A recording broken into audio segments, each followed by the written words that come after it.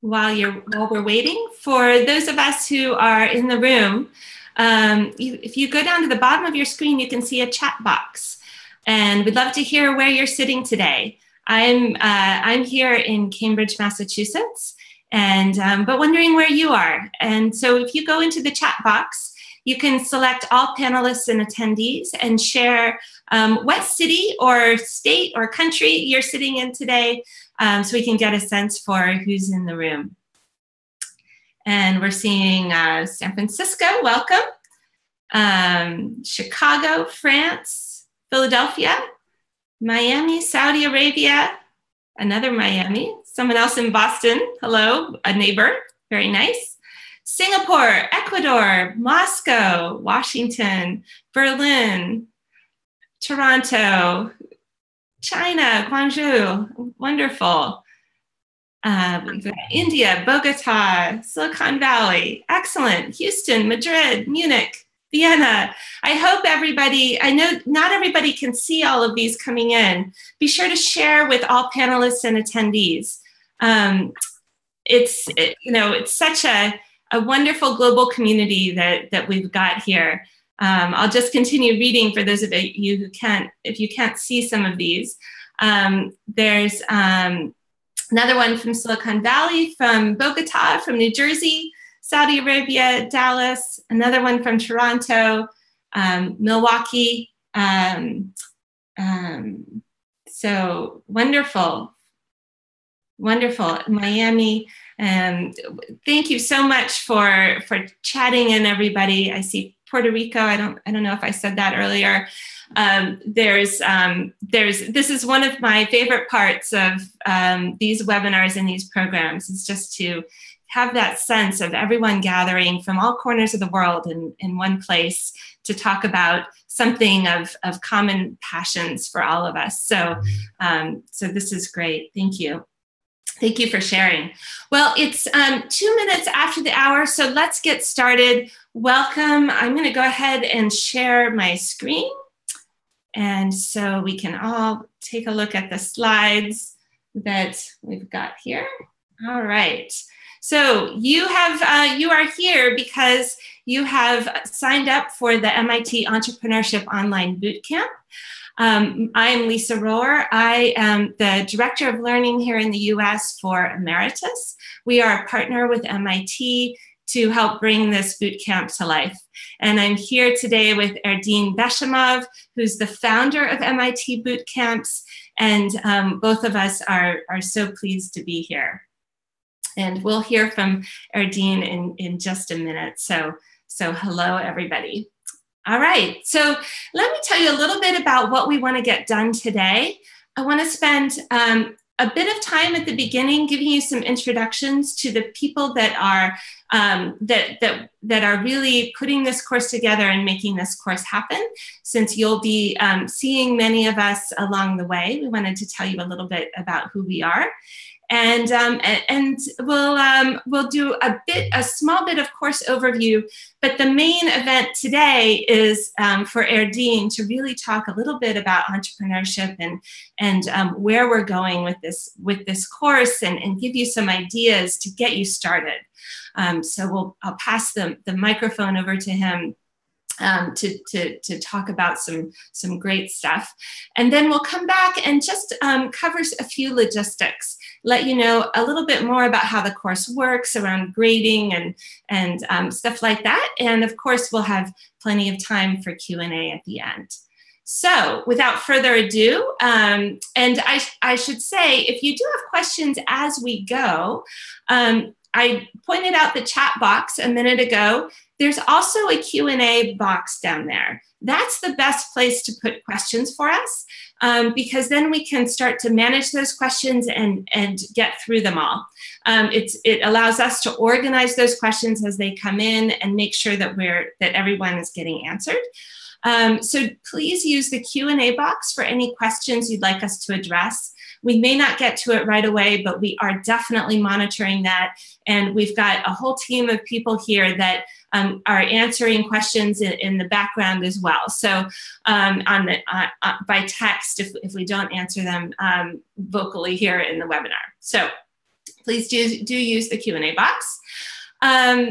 Let's like to introduce the faculty in this course. We've got Professor Bill Olet, who's the Managing Director of the Martin Trust Center for MIT Entrepreneurship, and he's also a professor at the MIT Sloan School of Management. Bill's book, Disciplined Entrepreneurship, is quite well known. It's been translated into 18 languages, and so it's definitely one that we recommend. And we have a whole set of resources that we're collecting for you on entrepreneurship, because I know that many people want as much information as you can get your hands on. So we're curating that for you. We've also got Professor Eric von Hippel, who's a professor of management and of innovation and engineering systems at the Sloan School of Management here at MIT. His most recent book is Democratizing Innovation, and I know you'll love to hear from him as well. And last but certainly not least, we've got Erdine Beshemov, who is, again, he's the founder of MIT Global Entrepreneurship Bootcamp and a lecturer at MIT. In addition to his work at MIT, he's an entrepreneur himself, having co-founded a solar energy business and served as a principal in the venture labs of Flagship Ventures. So, and again, you'll hear from Erdine in just a moment. In addition to the faculty of this course, we've got 3 fantastic teaching assistants.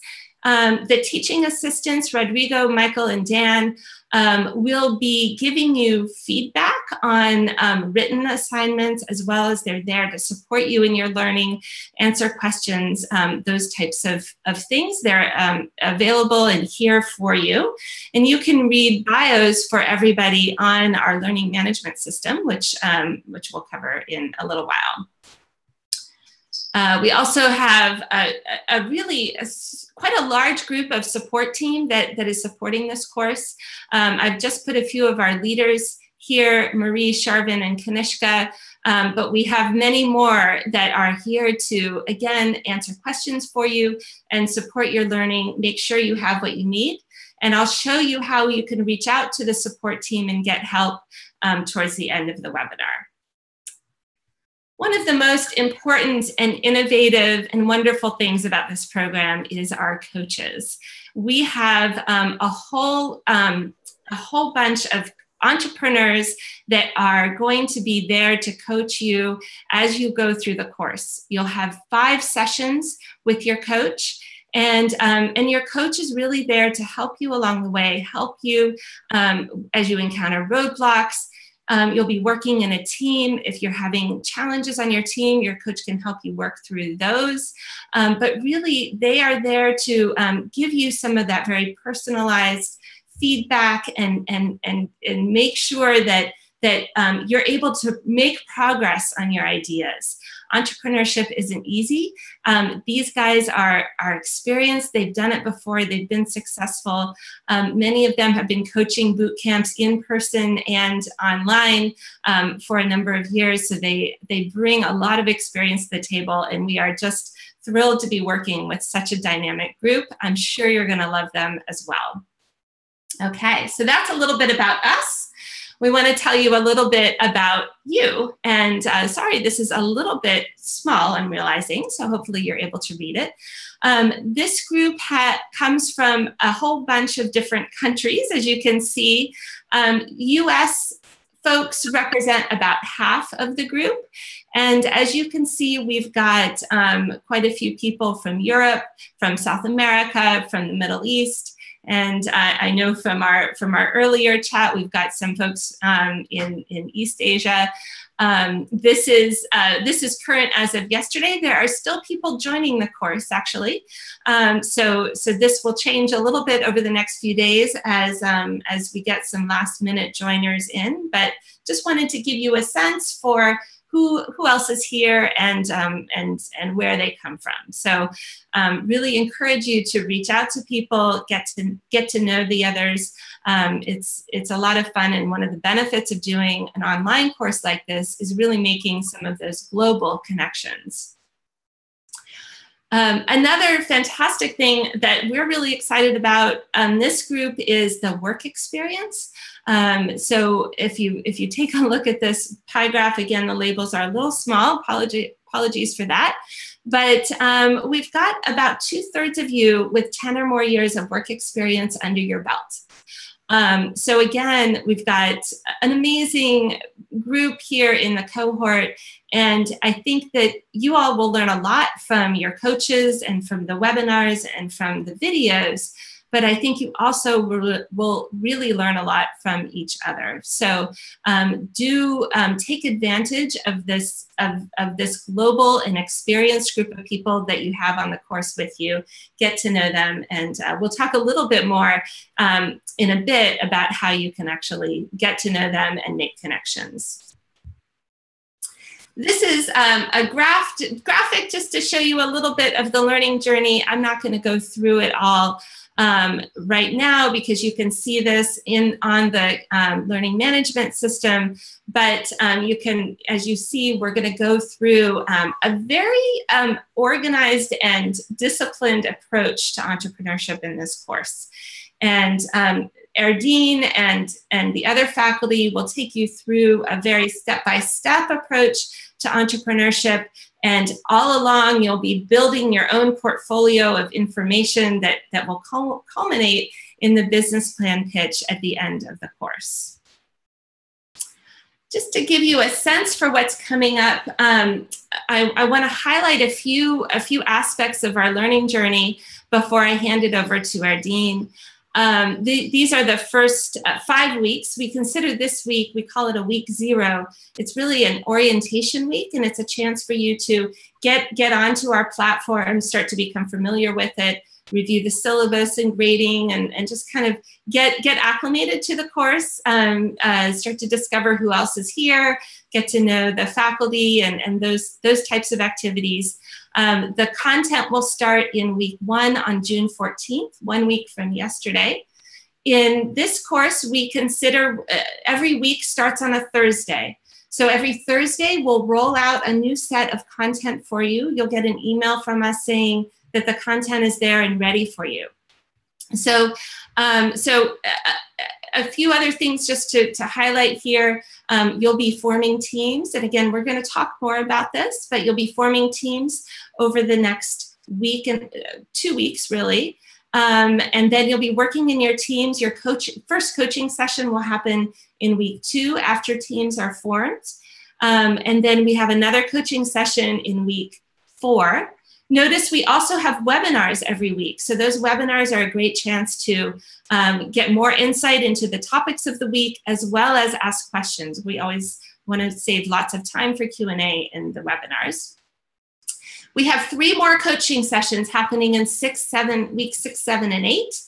And again, one of the things we've done here is provided more coaching at the end, because that's when you're trying to bring it all together. So, and you'll be scheduling those sessions with your coach at a mutually convenient time, and we'll help to give some guidance and help to make sure you're in a time zone that's close to each other. So, so just to give you a little sense for some of the things that are going to be happening over the next 8 weeks or so. And without further ado, I know you're here not so much to listen to me, you're here to listen to Erdine. So let me introduce Erdine and turn it over to you, Erdine. I'm going to stop sharing my screen so that you can share yours. Thank you so much, Lisa. I appreciate your introduction, and I want to welcome everyone here to the MIT Entrepreneurship Online Bootcamp. It is a great pleasure for us to work with such an accomplished group of people. Your level of experience is the big asset of the course. And my anticipation is that you will learn more from each other than you will learn from us. And that's really the value of this program. I'm generally based in Cambridge, Massachusetts, but this morning I'm calling in from Mexico, from the wonderful city, very hospitable city of Guadalajara. And we're here to work with the University of Guadalajara. It's the 2nd largest university in Mexico. And just to give you a sense of scale, the university has 250,000 students. MIT has 10,000 students. This university is substantially larger. And we are here with the university to work on the development of the university's entrepreneurship curriculum, and that's very exciting for us. And let me switch on my slides. Share screen. Please let me know if you see them. We sure do. Thanks. Oh, okay, fantastic. Thank you so much. So the goal of this webinar is to set the foundation. We call it T=0. This is the beginning. And what we want to do is to give you a great head start. And since I'm in, oh, interesting. Let's see, it's not. Since I'm in Mexico, I will mention a Mexican entrepreneurial example. And I know from the picture, it doesn't look like an entrepreneurial example. Some of you will be able to recognize this picture instantly. This is a goal by Jared Borghetti, the Mexican striker in the World Cup of 2002 against Italy.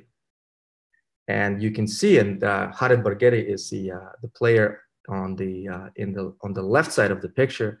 He just shot a header, and you can see him being defended by the great Italian player Paolo Maldini. In fact, he's one of the greatest defenders in the history of the game, and he's scoring over him. I'm going to send you a YouTube link to this goal after the webinar so that you can see it on YouTube. It is recognized as one of the most beautiful goals of the World Cup. But why do I mention it? Well, here we have the Italian team, the incumbent. This team is recognized in public consciousness as a team that's significantly better, significantly more successful than its Mexican counterpart. And the expectations of experts at the time was that Italy was just going to roll through Mexico in that game. And what happened was very different. In fact, the game ended up being a draw, and that was a shocker to the world. And here we have Jared Borghetti scoring at the 31st minute of the game. And, you know, it's important to understand this interesting example as an entrepreneurial case study. And the case study here is, you know, Italy, which is one of the greatest footballing nations in the world, it was built as a team to go against Germany. Italy was built as a team to beat Germany. It was built as a team to build the wide, constant attack of the German team, the pressure. This is Google taking on the Microsoft. And so the Italian system of catenaccio, this is the Italian system of defense, was designed to withstand the wide, constant attacking pressure of teams like Germany. And here comes the Mexican team, and it adopted an entirely different strategy. Instead of long, wide, sharp passes, it adopted a strategy of very short passes that actually didn't impose a lot of pressure on the Italian team. And that was an unusual playing situation for Italy to face. And at some point, the Italian team, the midfield, lost vigilance, and a long pass was made to Jared Borghetti, and he scores this enormously beautiful goal. When you see it, you will appreciate the beauty. And you know, the Mexican team here, they're the entrepreneurs. They're taking on an incumbent, on a glorified team. In fact, Italy ended up winning the World Cup in the next World Cup, and it adopted a strategy that was different, and it showed the world what can be. And this is the goal for you, entrepreneurs, in this course. We are going to be the Jared Borghettis of the world, taking on the incumbents. We are going to be taking on defenders like Paolo Maldini and scoring against people like Gianluigi Buffon. He is in the right corner of the page. He is the glorified Italian goalkeeper, one of the best goalkeepers in the history of the game. Anyways, this is you know, contemporaneous example in the context, but let me set the agenda for the webinar here. What I want to do with you is to review the curriculum, briefly touch upon teamwork and team formation, because this is the work stream that is beginning for you, and then set the foundation for entrepreneurial ideation, because this is your beginning as well. So let's get started. For those of you who were on our webinar last week, I presented you with this schematic of the entrepreneurship curriculum of the online bootcamp. You will get exposure to entrepreneurial creativity, entrepreneurial strategy, entrepreneurial marketing, entrepreneurial design, sales, and finance. And for each of these domains, I called out specific tools and skills that you will acquire in the bootcamp.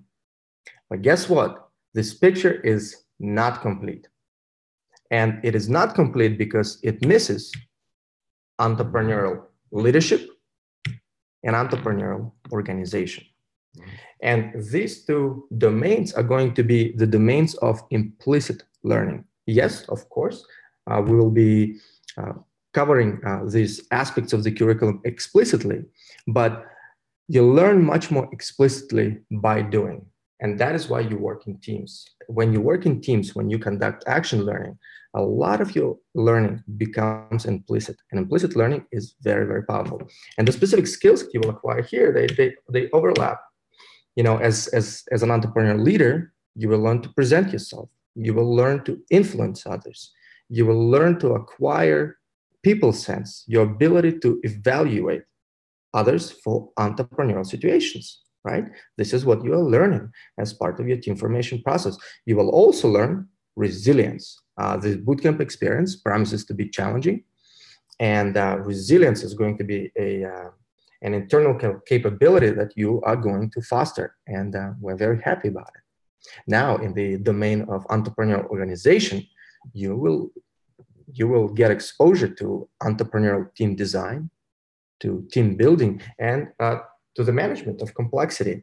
How you are going to start with an idea, form a team, and then progress a team toward the progression of that idea. That's a complex process. And you're going to learn to give certainty and structure and rigor to that complexity. And this curriculum is important. And it's important because of the following question. I know you're asking this question yourself. The chance of failure in entrepreneurship is so high. Why am I doing it? You have successful careers. You have interesting jobs. Why would you focus yourself on entrepreneurship? Why would you detract your attention from what you are doing today if the chance of failure is so high? And I think this picture of baby turtles being born over the coast of Costa Rica, it's a spectacular natural event. Millions and millions baby turtles being born on a small section of sand of the coast of Costa Rica. It's a beautiful sight that happens every year. But moments from these turtles emerging from their shells, they will be attacked by vultures. In fact, this is a unique annual feast for the vultures of the area. And thousands, hundreds of thousands of baby turtles will perish. Many will reach the sea, but many will perish. And so this is the brutal mathematics of creation. It's not just entrepreneurship. That's the world we live in. Creation has brutal mathematics. So why do it anyway? And I think it's a skill set. That's the answer to it. Because yes, even if you go through the bootcamp and you begin an entrepreneurial venture, the chances of failure are very high. But failure is not the final point. It's only the beginning, because you will have the transferable skills and you can apply them to other domains. You can apply them to the company that you're working in. You can apply it throughout your life. And the entrepreneurial mindset that you will foster here is going to be relevant to you in any domain that you choose to participate in. But at the same time, you can choose to continue building startups, go from one startup to another, to another, to another. And we have evidence that entrepreneurs get better with time. You know, if your first startup experiences failure, your second startup has a higher chance of success, and your third startup has an even greater chance of success. So clearly you're learning something in between, right? So I want you to know that, you know, what matters here is the acquisition of skills and capabilities, and you are going to be able to apply them throughout your journey. And this journey is going to be long-term as an innovator. Now, let me paint you some scenarios that are important to understand and important to think about. Of course, we're shooting for this scenario. For your startup, you want rapid acceleration, exponential growth, and this is scenario A. Now,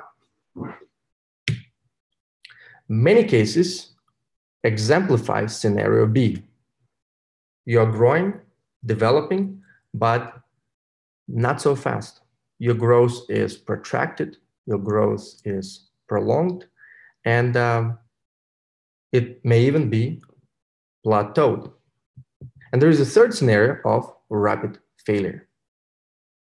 And the question I want you to explore is, in the event that you do not experience scenario A, will you choose scenario B or scenario C? Mm-hmm. And what you should contemplate is the possibility that scenario C might be more advantageous to you, because this is quick learning. Yes, your venture experienced failure, but this is rapid learning for you. You are not investing your very is an understatement, your invaluable time into a venture that is developing slowly or developing without certainty, but rather you can take your learnings from scenario C and apply it to a new venture, and to keep doing it, right? Consider this scenario.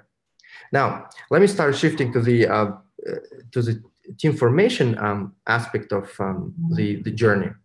And, you know, you are entrepreneurs and your goal will be to form into teams. And I want to give you a scenario that you should be cognizant of. And this scenario generates the initial failure use case in the bootcamp. And the failure use case is the following. You're here in the online bootcamp, and your task will be to form into a team. And there is, we've gone through this process multiple times. We've worked with over 1,000 entrepreneurs in our bootcamps program, and in many, in the beginning, there's the implicit driver that you want a team to support you and your idea.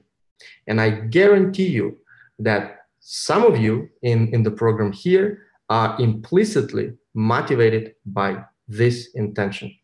You want to build a team to support your idea. And I'm not here to fold for that intention. My goal here is to recognize that this intention is quite natural. It's quite natural to entrepreneurs. But at the same time, this intention has the ability to generate friction for you in the entrepreneurial process. And I want you to ask yourself, is this my intention? And ask sincerely, ask with depth, and consider a different intention. And the intention is to say, can I find a team that I can support the best? Instead of, can I find a team that can support me the best? Can I find a team that I have the greatest shot of making a great contribution to? And my prediction to you will be that if that is your intention, multiplied by 5. Imagine 5 individuals on your team with this intention. Now that's a powerful team. Consider this. Now, let's go to the matter of entrepreneurial creativity. Very soon, you will begin engaging in the process of sharing your idea with your class, and that is a very exciting process. You will learn a lot. You will get exposed to many ideas. I think your mind will be agitated with entrepreneurial diversity. And if you watch closely, that the ideas you will hear will be expressed as solutions. Solutions that contain information about what customer you're going to target, in what market, with what product or service, and with what business model. And what we've learned in the bootcamp is that generally is the wrong starting point. Ideas are not solutions. And the process that we will encourage you to explore in this bootcamp is a problem-centric approach. We'll want you to think a lot less about solutions. Yes, ultimately that is something that you will undertake in the bootcamp, but we will challenge you to spend a lot more time thinking about the problem without expressing what solution you want to pursue. We will want you to spend time considering many possible solutions to the problem that you're exploring before centering on the solution that you want to pursue and present to your team. And let me describe to you, let me kind of give you a logic sequence for why we believe this principle is important. And to do that, I want to ask you a simple question. What is an idea? And what's important about asking this simple question, what is an idea, is we use the word idea frequently in our lives. Ideas are important, and particularly for entrepreneurs. Ideas are the currency, a currency of entrepreneurship. And yet I think we often don't stop and ask, what is an idea? And the challenge with not asking such simple questions is that we live in a world of complexity. We live in a world in which we're inundated with information, inundated with events, inundated with stimuli. And unless we create real clarity about the building blocks of our domains, the building blocks of our activities, what we're creating a mind of confusion rather than a mind of clarity. And a mind of clarity is essential for entrepreneurs because that allows you to have better entrepreneurial judgment, which, as we discussed in the last webinar, is an essential skill for entrepreneurs. So what is an idea? Idea is an expression of actionable information on opportunity. Entrepreneurial ideas are expressed such that you can act on them. The two operative words in this definition are information and opportunity. And if you buy into this process of defining the terms, and MIT is very much defining the terms place. Very often you run into discussions at MIT and you're discussing concepts, and it is very quickly that someone would say, like, actually, let's define our terms. Let's make sure that we understand the terms that we're discussing in the same framework that is necessary. So let's ask, what is information and what is opportunity? Well, information is a description of a state of order. You're communicating some picture of the world. This is information. Now, opportunity is prospect of value driven by change. The word change is important here. Change creates opportunities. And when you think about the opportunity that you look to present to others in the bootcamp so that you can build a team around this opportunity, ask yourself, what is the change that I'm seeing that is creating this opportunity? Change could be a new technology. New technologies create new possibilities, and that creates change. Science creates change. That's why science and technology are so important for entrepreneurs, so important for our world. Regulations create change. The enactment of new laws creates change, which creates new market opportunities. Market dynamics create change. For example, the demise of one large industry player creates opportunity because it generates dramatic change. And if you are not sensing the element of change in the opportunity that you are pursuing, you should question whether this is a real or relevant opportunity. The other important concept in the definition of the word opportunity is value. You are implying that value will be created, value will be attained if you pursue the opportunity. Let's ask, in that case, what is value? And we define value as fundamental enablement that is measurable. Value is something changing fundamentally for the value owner. And you can measure or at least discern, qualify the volume, the size of the value. And again, as you're presenting your opportunity to your class, communicate the value. What is the value that is being created, that opportunity? And the value is to be described crisply and in a measurable way. Now, if value is an enablement, we should ask, how do you create enablement? And you create enablement by problem solving. And that is why MIT pursues a problem-centric approach to innovation. And the second point that I should make here is, I hope you've seen by this point that an idea is no small thing. An idea, in fact, an entrepreneurial idea is a substantial body of information. You're communicating opportunity. You're communicating a picture of the world. You're communicating a sense of value. You're communicating a sense of change. You're communicating enablement, and you're measuring it. This is no small thing. And it is important to build up yourself to that. And the question becomes how? And to get to the how, let's define the word problem. And in doing so, let's discuss the question of what problems are good for entrepreneurs to solve.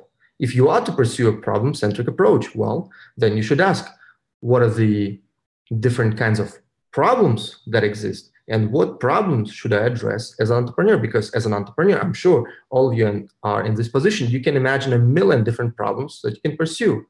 The question becomes, well, which one?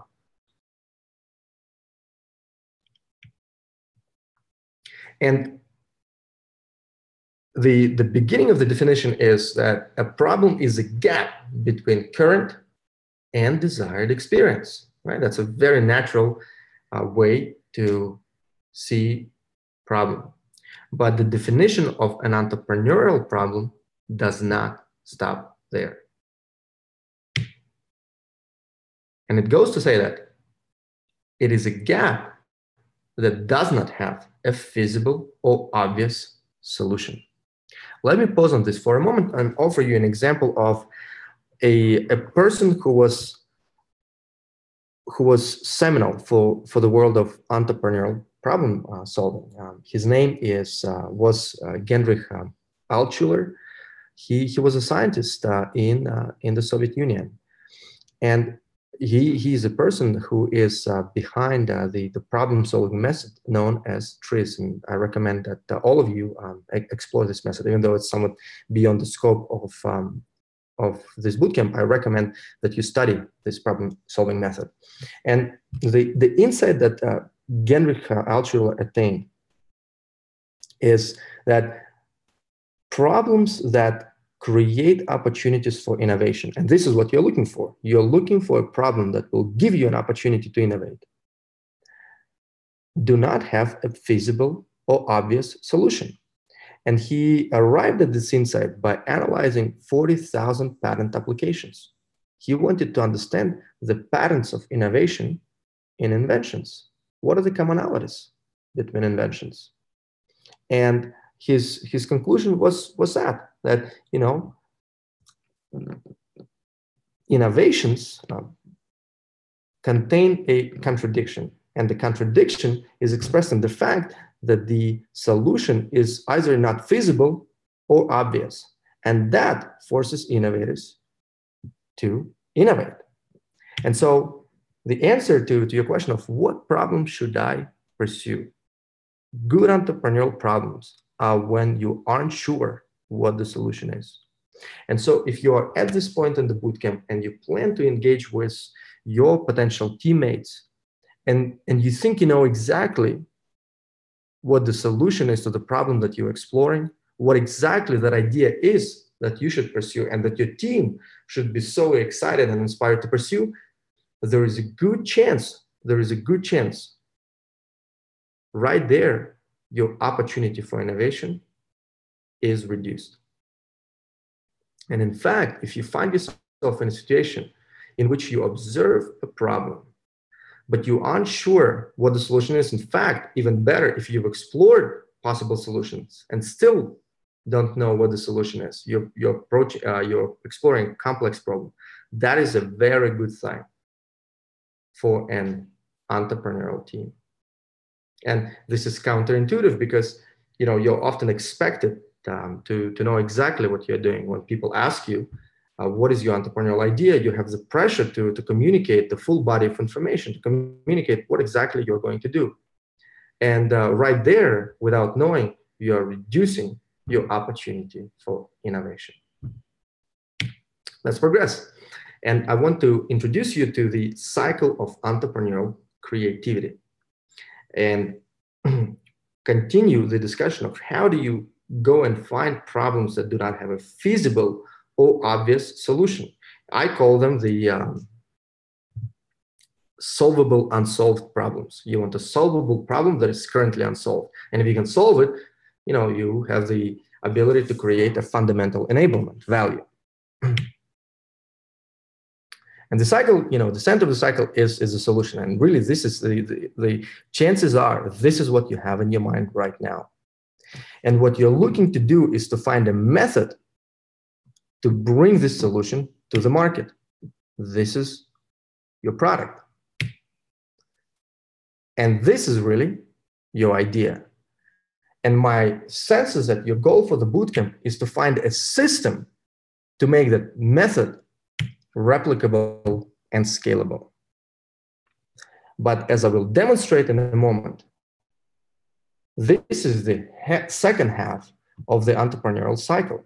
And if you're beginning there, it's like beginning a basketball game in the third quarter. You are beginning a little too late. And for the sake of the learning experience, we encourage you to go back to the beginning of the cycle of entrepreneurial creativity. So how do you do that? How do you go from what now is your idea to a sense of a solvable, unsolved problem? You go back there through intuition, your entrepreneurial intuition. And entrepreneurial intuition is expressed in a concept that we call hunches. And your intuition over time, through a process of synthesis and analysis, is sort of a co-forming process of divergence and convergence. You arrive at a sense of a problem that gives you a sense of the opportunity. And only then do you arrive at the solution. So hunches are important. Your intuition is important. What are they? Let's address them systematically. And in our work with entrepreneurs, we observe 6 different kinds of hunches, and oftentimes they are overlapping. And hunches are faint signals. Hunches are your sense that there is something there, even though you're unsure what it is, but you can't help but feel this sense of kind of little voices inside of you. And what we want to show you is that it is very important for you not to dismiss that. And study your hunches and let your hunches be, because hunches are a prelude to problem and opportunity. So first of all, there is the aspiration hunch. And I would bet many of you have those hunches. And this hunch is one of an aspiration. For example, you aspire to bring clean water to everyone in the world. You aspire to bring quality education to people around the world.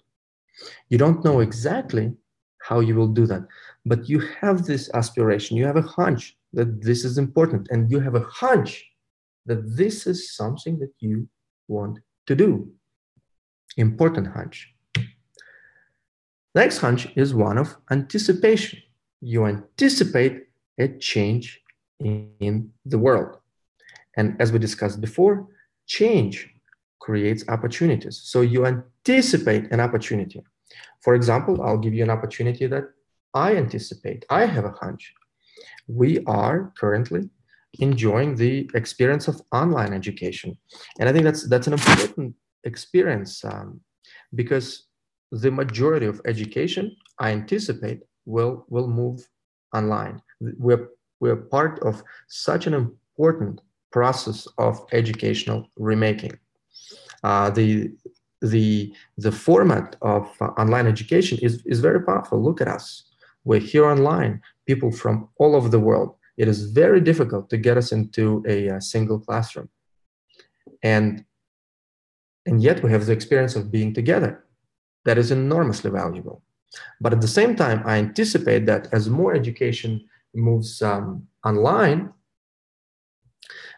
new needs will be created for people to meet in person, to connect with each other in other ways. If the opportunities of connecting with each other in the traditional classroom are going away, the need for people to connect isn't going away. And so that need will be served in other ways. So I anticipate there will be enormous opportunities for some forms of connections of people that are in person. That is my anticipation hunch. And I'm sure you have many of yours. And by the way, it's getting very beautiful here. It's sunrise in Guadalajara. And when this webinar began, it was still very dark, but suddenly the sun is rising and it's very beautiful. And I'm very happy to be here with you at this time. The next hunch is one of collaboration. You have a hunch that a certain collaboration will generate value. For example, I have a friend. He is a professor at Harvard Medical School, and he's also a physician at Brigham and Women's Hospital in Boston. And he is a gastroentomologist, and he works with patients in the study of the cancerous lesions. He identifies early forms of cancer. And he was quite interested by the fact that, you know, I went to school at MIT because he had a hunch. He had a hunch several years ago that if somehow he found a collaborator who was a machine learning scientist, a computer vision scientist, that somehow this collaboration would be invaluable because they would be able to develop better ways to study images of cancerous lesions. That was his hunch. He didn't know exactly what a product or service was going to look like. He didn't know exactly what the company was going to look like, let alone the business model or its financial structure. But he had a hunch that there was going to be value to be created, and he pursued it. And in collaboration with a computer vision scientist at MIT, they've created a solution that has the ability to predict cancer at a much earlier stage. And you know, clearly this is invaluable. That is a collaboration hunch. The next hunch is the hunch of creation. And this hunch is near and dear to MIT because this is the hunch of technologists. This is the creation of new technology. You create a new technology, and oftentimes MIT is an institution that does focus on applied research, but also focuses on basic research, on research that is open-ended. And the institute generates technologies that oftentimes in the beginning you don't know what the application is going to be, but you generate a technology and you have a hunch that somehow this technology is going to be valuable to the world.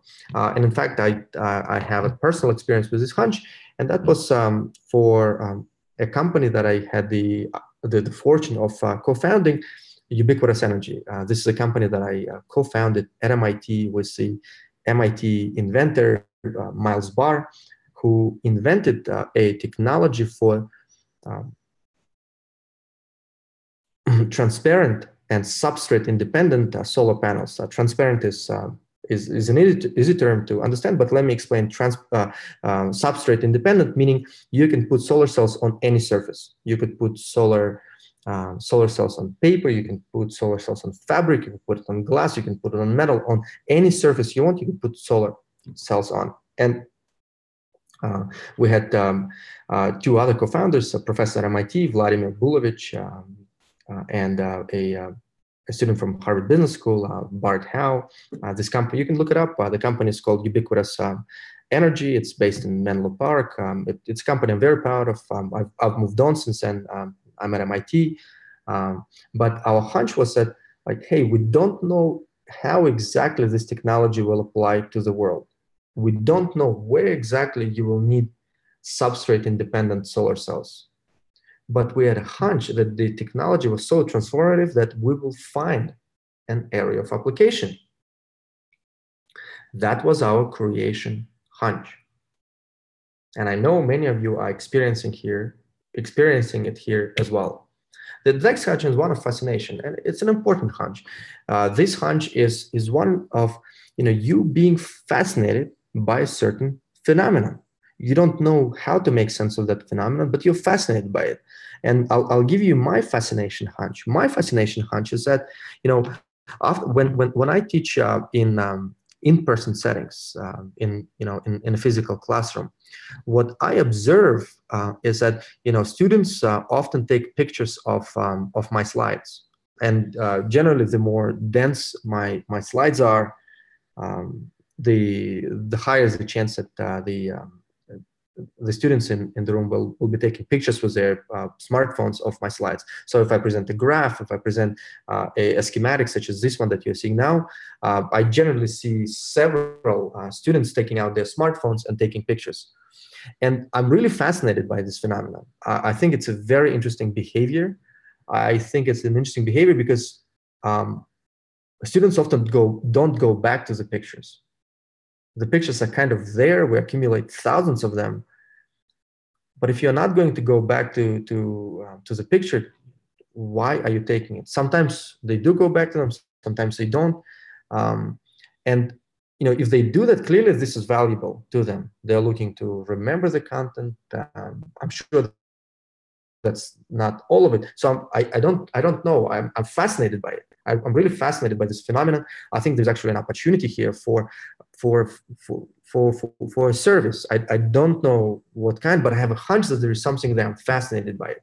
That is my fascination hunch. And the last important hunch is one of exasperation. It is when you are experiencing a problem. It can be a small, annoying problem, but it can be a large problem.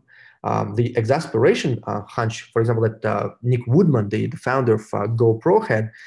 He was a surfer, and he wanted to share his videos of him surfing. He couldn't do it because you couldn't put a traditional camera on a surfboard. First of all, you couldn't attach it, but then if you did attach it, if it gets wet, the camera dies, right? So that was his exasperation. And that exasperation hunch led to the creation of GoPro. So these are the hunches. I guarantee you all have them. And sometimes you have them in combination. And what was important for me to point out to you is that in the hunches, you don't know what the answers are. That is really important to understand. But that doesn't make the hunches unimportant. In fact, the hunches are very important because they are your perception of some faint signals of importance, of some importance. And you should explore your hunches. They're open-ended. And that will put you on the path of the cycle of entrepreneurial creativity. And you should feel free to share your hunches with your team. And I want to make the bootcamp class comfortable with hearing someone's hunch. If you hear a hunch, don't think that the person is presenting an unformed entrepreneurial idea. Think that, hey, in fact, the person is looking to present an open-ended opportunity. Right? And that is important to point out. I'm going to say it again. Often people are penalized for exploring their entrepreneurial intuition because you are expected by the world to present well-formed ideas. But as I demonstrated to you, an idea is not a small thing. An idea is a substantial body of information, and you need to work up to it. And we shouldn't penalize people in the beginning of the process for not being there yet. This is what this experience is for. And in fact, we should enjoy this joint, co-forming, open-ended process of creation that begins with our hunches. Okay, and the metaphor that I'll offer you here is that it's a matter of fishing with a net and fishing by fly fishing. The fly fishing is a very kind of precise process, and that is how I see pitching an idea or a solution. By that time, your mindset is so formed, and that it's very difficult for you to attract someone to join the journey because everything is so defined, and developing a sense of ownership over someone else's very precise idea is generally very hard, right? Because instead of co-creating, instead of being co-owner in the process, you're being the executor of someone else's idea, however good it is. But if you fish by netting, if you start with your intuitions, if you start with your missions, if you start with the problem, those elements of the entrepreneurial cycle are much more open-ended. And you have a much higher chance of attracting someone who says, you know what, I have the same aspiration hunch. You know what, I have the same fascination hunch. We don't know where this can lead, but we suspect that this can go somewhere. And the journey becomes joint. It becomes co-owned. And that is very powerful. And if you combine it with the earlier principle of, instead of finding a team that will support my idea, I'm going to find a team who I can best support. If you combine it with your open-ended hunches, you have the opportunity to create something very special. And I hope you enjoyed this discussion. I will stop here. Thank you so much for listening. And I'm very happy to go and take questions. And I think, Erdine, if you wouldn't mind, if we could just go through, we did have a few questions on the content. I know some people need to leave. And so if we could just take a moment, I would like to go over a few administrative details. And great. And then we'll get to questions. And if you do have to leave a little bit early today, please know that this is being recorded and you can catch the end of it. Later. So let me just share with you. Thank you so much, Erdine, for that fascinating talk. I always love to hear you talking about these ideas, and I think they're really, really powerful. Let's talk now, and so just going from something that's super motivating to something that's a little bit more mundane, but I know that it gets a lot of questions get asked. I want to talk about some administrative aspects, starting with grading. Like, how will you be graded in this in this course? I want you to realize that there are many, many activities that you're going to have access to during the course. Not all of these activities are required for you to do, but we really strongly recommend, if you're serious about entrepreneurship and you want to get the most out of the course, we do recommend that you go through all of these activities. They are, a lot of them, all of them are there for a reason, because we think they're very powerful ways to push your thinking around entrepreneurship. There are some activities that will be graded. In week 3, we're going to ask you to do a market segmentation. And then in week 8, we'll do a business plan and a business pitch. Those assignments are graded, so make sure you don't miss those. The grading will be pass-fail. We'll give you rubrics so that you can make sure that you've got everything that is required in order to pass. But we will be looking at those and evaluating them on a pass-fail basis. We do really want you to focus on the learning, and so that's why we're not going to give you, a more nuanced grade. We want you to focus on your own learning, but we do want to make sure you're getting the basic concepts here that we feel are very important. To complete the course successfully and receive your certificate, you must receive 60% of the total points. So do keep that in mind as we go. And this information, we'll be giving out the slides, and we also, all of this is on the learning platform. As Erdine discussed, teams are a really important part of this course, an important part of being an entrepreneur. You will need to be turning in some of your deliverables with your team. So we will ask you who has contributed. Occasionally people don't contribute, and so we need to make sure we have a way to follow up on that. We'll be doing that at the end of the course and making modifications if people are not contributing. So you would not receive credit for a deliverable if you have not contributed. So very important to be an active member of your team. Otherwise, it's really not fair to your teammates, and creates a lot of frustration on everybody's part. So we really want to motivate people to stay engaged with their team and the team deliverables. Feedback. We want to give you feedback on your work, and of course, and we do this in a variety of ways. As I mentioned earlier, we have teaching assistants that will be there to provide you with individualized feedback on your assignments. You do need to turn in your assignments on time in order to do that. We give you 10 days from the beginning of the week. Again, our weeks start on Thursday. To receive this feedback. So if you turn it in within those 10 days, you'll get feedback. If you turn it in late, then you will not get feedback. So we'll cut off the feedback after those 10 days. And of course, you have these 5 coaching sessions with your coach, and your coach will also be providing feedback along the way as your team develops your ideas. All right, so at the end, we'll be selecting 3 projects for a webinar pitch. The coaches will be determining these 3 finalists, but we'll be providing some rubrics to help you understand what the criteria are that we'll be judging you against. And the final judges will be a panel of entrepreneurs and MIT faculty. If you need help, and about anything in the course, if you have content questions, you can go to your teaching assistant. You can come to a webinar and ask in the Q&A.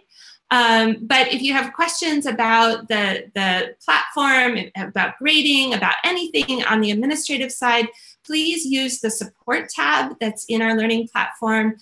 We've highlighted it there. We have a ticketing system, and we are constantly monitoring those tickets, and we'll get back to you often within a couple of hours, but maximum within 24 hours. So we are manning that and making sure that we're being responsive to you and getting you the help you need. Okay, so it's time to get started. So what we encourage you in terms of next steps and to get started here is to first of all get onto the learning platform. We use a product called Canvas, so you'll sometimes hear us call it Canvas. If you have not found your invitation, I've put the address that it comes from. Sometimes they get stuck in spam, so do take a look in your spam folder. If you still can't find it, please reach out to us. You can send us a message right here in the webinar, and we'll make a note of it and make sure you get the invitation. So once you get that invitation, you can get on the learning platform and start exploring. You can look at the syllabus, the grading, the guides. We have introductions to the faculty, to our dean, and lots of material there to get you oriented to the course so that you are ready to go when we start releasing content next Thursday. Another very important part of this week and next week is networking and forming your teams. And I know we've got some questions about that. Here's how it's going to work. We have on the platform a networking survey. So this survey enables you to share a number of things about yourself, okay? Once you have filled out that survey, you will be able to have access to basically a networking database of all the other members of your section. And that networking database you can use to make connections with other people in the group and start to form your teams. People can reach out to each other in a variety of ways. We recommend you start with the discussion board. There's a discussion board right there around the networking survey and the networking documents where you can start to connect with others. And we often have very lively discussions on these discussion boards. So use that as your first stop. Reach out to, if there's somebody in particular that you're interested in working with, do reach out to them. This team process will be going on through the end of week 1. So that would be week 1 starts again on the 14th. So it ends somewhere around the 20th or 21st. Those dates will all be very clear to you as you get into the process and onto the platform. So you'll be forming your teams that way. And then in week 2, you'll start to work with your teams. You'll have your first coaching session and you'll be off to the races. Okay.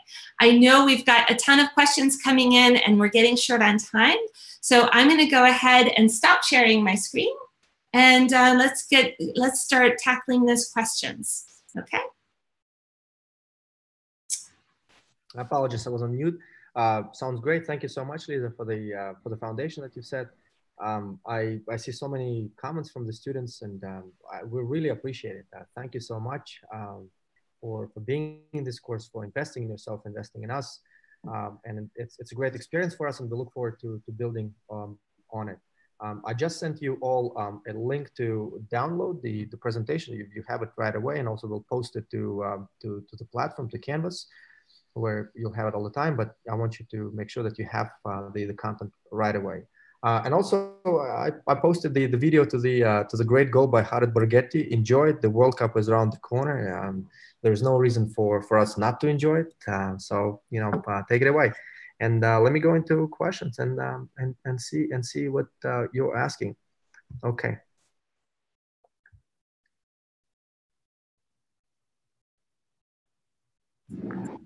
Here, I'm very sorry. The screen is moving. Give me 1 second. I'm going to make it into the.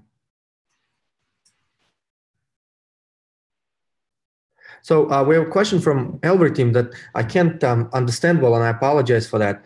But you are asking, why isn't the concept of ideas defined here includes the hunch? Oh, I guess why did the definition of the word idea, of the the concept of idea didn't include a hunch? And the reason for that is, this is something that hunches far precede an entrepreneurial idea. And I consider that it is important to separate them because, as soon as you formalize your hunch, you lose the open-endedness. You lose this fascinating process of creation. And I don't want you to do that. Yes, you will arrive at your entrepreneurial ideas, but enjoy the open-ended process of the creativity in the very beginning. So I hope this helps, and please forgive me if I didn't understand your question correctly.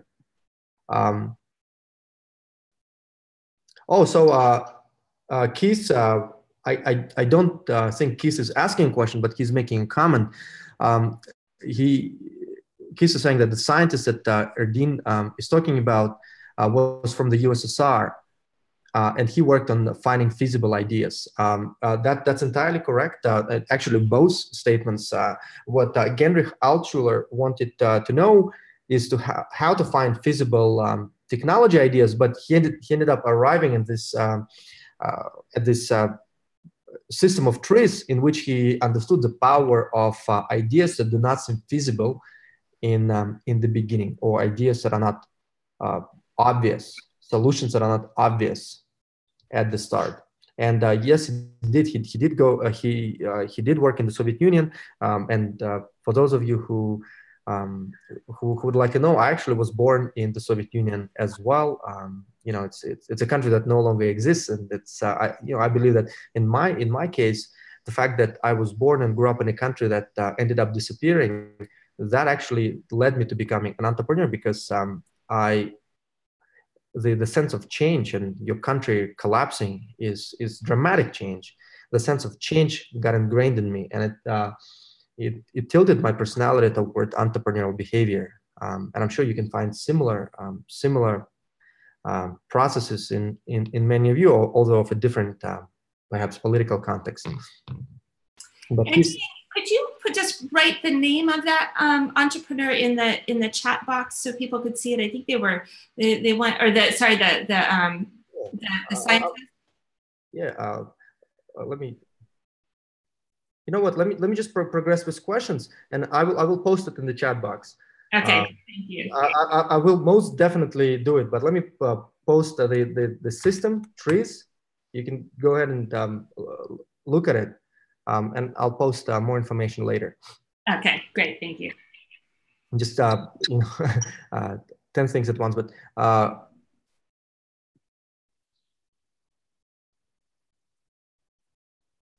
Oh, so Connie Joe is asking a really good question. And the question is, you keep mentioning innovation, the idea that the team will pursue. Does it have to be something new, or can it be an existing idea for a startup? I ask this because it seemed safe to go with something that is tried and tested, but I can't help but wonder if an innovative idea will lead to a more ideal outcome.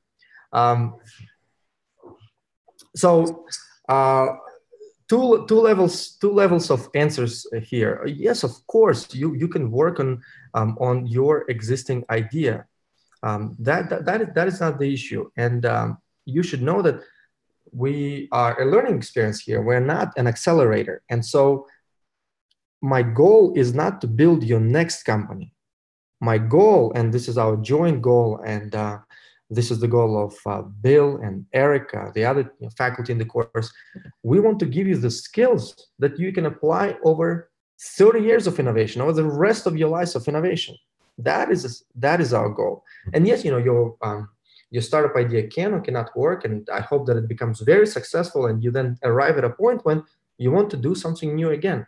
And then you will go back to the cycle of entrepreneurial creativity and foment a new idea by exploring the intuition. So yes, most certainly to work on what you have, but we want to give you a comprehensive toolkit here so that you're much more successful over the long term.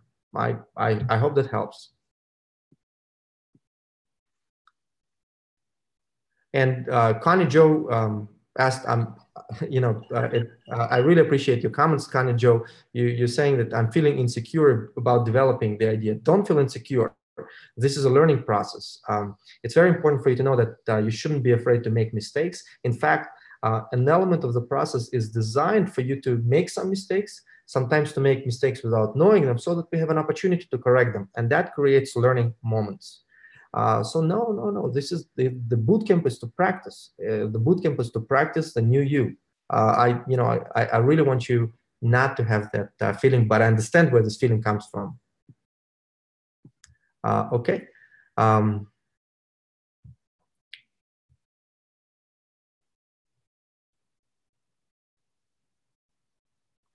So Arvind is asking regarding the business plan and the pitch that we need to present in the course. Is it going to be the team business plan or the business plan of the individuals?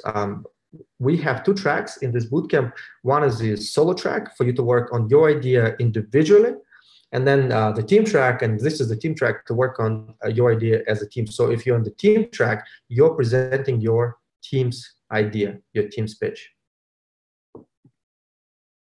Okay. So Vincent is asking business pitch, would it be a presentation type of thing? Yes, the answer is yes. You will first develop a formal business plan, and don't be scared, right? We will provide you the guidance in the bootcamp for how to do that. In fact, every assignment in the online bootcamp is an element of the business plan. So if you go through the process of assignments, you in the end will arrive at a comprehensive business plan that you just need to put together. And we'll also ask you to present a pitch, right? So you'll have a written business plan, but also a presentation pitch that summarizes the business plan. So two things, and this is what we'll do at the end of the bootcamp. It'll be very exciting, by the way. So I hope this is. Some of you asked very similar questions. Francisco asked, are grades by group or individual? If you're in the team track, the grades are by group. And we think that's important. Oh, Anonymous is asking, are remote teams effective? You know, let me share with you this perspective. One of the reasons that I'm so passionate about the online bootcamp is I believe we're pioneering a new startup model, that we're pioneering startups composed of people who are all over the world and who are working remotely. And we have very good examples of this working. We have, for example, a team from the bootcamp. Their name is Quick Brazil, and my anticipation is that they are headed toward being a very special company. Basically, the premise is, you know, if your flight got canceled or if your flight got late, they will help you process compensation with the airline. And for any single individual, that's very difficult to do. You have to go through customer service. The airlines don't make the process easy. In fact, they make it very hard by intention. But legally, the majority of airlines are obligated to offer substantial compensation. And so we have this team of an entrepreneur in Brazil and an entrepreneur in the United States working completely remotely, building this company. And you have the opportunity to do that as well. Will your remote team be effective? Well, that really does depend on you. But our belief is that, you know, A, remote teams can be very effective, and B, they can be a whole new model of entrepreneurial creation that in itself is highly competitive. And the fact that you're remote is your competitive advantage. So I'm excited by that, and I hope that was helpful to you.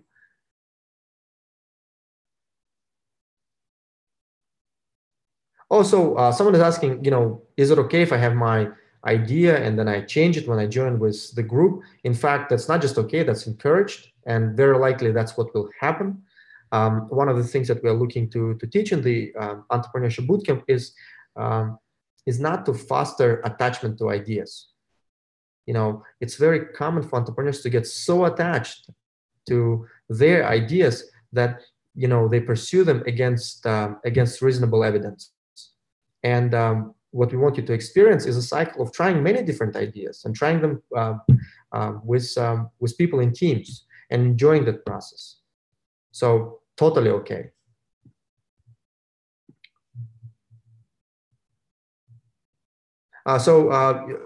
Someone is asking about coaching sessions and how much time.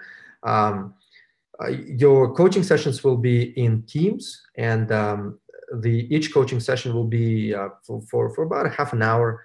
And it's important that you prepare well for each coaching session. And I can discuss how you can do that. I'm happy to do that in the next webinar as we get closer to the time when you start working with your coaches. Okay. And by the way, I appreciate the questions from you. Thank you for being so interested. So Rafa is asking, how's the online bootcamp program different from the face-to-face program? There are similarities and there are differences. There are similarities in the content. So the content that I presented to you, the graph of entrepreneurial curriculum, that is quite consistent between the two bootcamps. But the in-person bootcamp is shorter, right? This program is 8 weeks. The in-person bootcamp is 1 week. The in-person bootcamp, there's also an element of selection. This is an open course, the online bootcamp, anyone can join. The in-person bootcamp, we run a selection process. You have to get into the bootcamp. These are the main differences.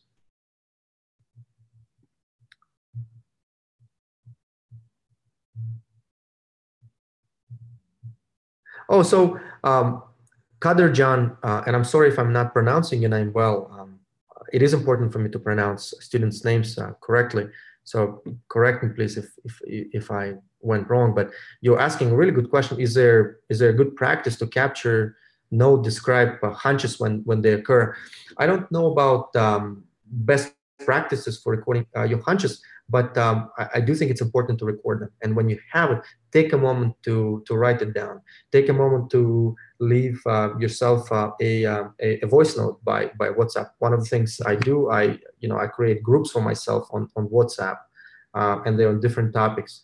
And I just leave notes for myself into that group that I can go back to. And then, if I write something down, I post it in Evernote. I do think it's important to keep track of that.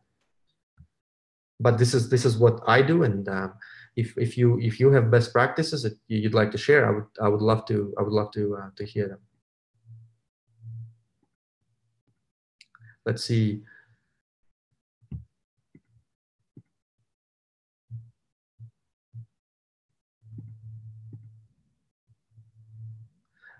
Now, Ishuk is asking, hi, I'm in a phase where I have worked on my startup in terms of some problems and products. I feel the need to go back on the cycle as you suggested. Is there a solo track? Yes, there is a solo track, and you can contact Emeritus about it. The answer is yes.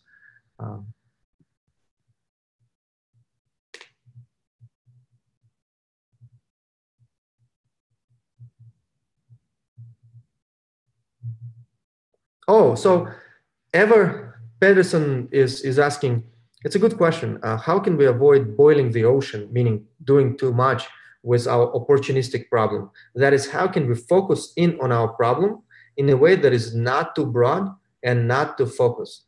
In fact, this is something that I will cover next week on our webinar. So, for the time being, don't focus on that. The process of entrepreneurial creativity is one of divergence and convergence. This week, and for a good part of next week, we are divergent. We're exploring a multitude of ideas. We're exploring our hunches. The process is intended to be broad, and your aperture should be opened wide. And then we'll begin converging later on, and I'll take you through a method as well. So we'll get to it, and I appreciate that your question anticipated what's to come. And at this stage, I really want to apologize. There are more questions, and I'm not in a position to answer them because I have to go. I have a meeting at the University of Guadalajara, and I have to go and drive there and not be late. And I hope you understand. I would have ordinarily been very happy to stay longer, but it's just that I can't keep folks waiting. I hope you understand. And I guess I would add, I know people have lots of questions for you, Ardeen, and you've done a great job getting through a bunch of them. You're going to have many more sessions with Ardeen. This is not the only time you have many of these questions. I think we can get into as we get through the program, and so we will save these, and we'll get back to you as many people as we can. But keep in mind that this is just the start, and we really just barely opened the box, and there's lots more inside. So not to worry. We're here to support you and make sure you have everything you need to be successful in the course. So I think with that, we will we'll say goodbye for today. We have another session next week. So we look forward to seeing you there. And thank you so much for being here. And Ardeen, thanks so much for taking the time this morning. It's great to see you. Thank you so much, Lisa. I appreciate it. I enjoyed this experience greatly, and I look forward to more. It will be fun. It will be fun. Thank you so much. I apologize. I have to run. Thanks, everybody. Take care.